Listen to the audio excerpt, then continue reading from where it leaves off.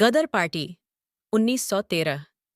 गदर party की स्थापना 1913 में संयुक्त राज्य अमेरिका के सैन फ्रांसिस्को शहर में हुई थी। यह पार्टी भारतीय स्वतंत्रता संग्राम के लिए समर्पित थी, जिसका मुख्य उद्देश्य ब्रिटिश शासन से भारत को मुक्त कराना था।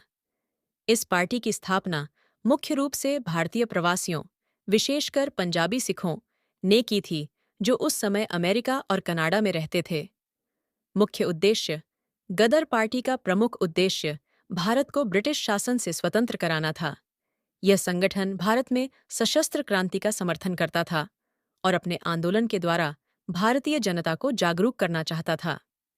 स्थापना और प्रमुख सदस्य। पार्टी की स्थापना लाला हरदयाल और सोहन सिंह भकना जैसे प्रमुख नेताओं ने की थी। गदर पार्टी का मुख्यालय सैन फ्रांसिस्को में स्थित था और इसे युगांतर आश्रम कहा जाता था। अन्य प्रमुख नेता जैसे करतार सिंह सराभा, रास बिहारी बोस और भगवान सिंह भी इस आंदोलन से जुड़े थे। गदर का प्रकाशन। गदर पार्टी ने गदर नाम से एक समाचार पत्र प्रकाशित किया, जो विभिन्न भाषाओं में छपता था, जैसे हिंदी, पंजाबी, उर्दू आदि।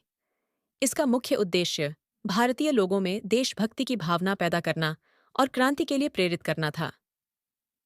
गदर आंदोलन।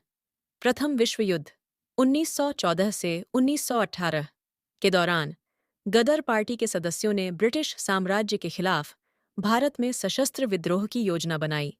इसके तहत भारतीय सैनिकों को ब्रिटिश सेना से बगावत करने के लिए प्रेरित किया गया।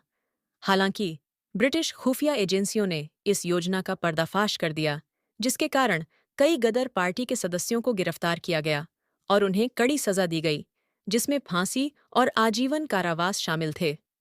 गदर पार्टी का महत्व।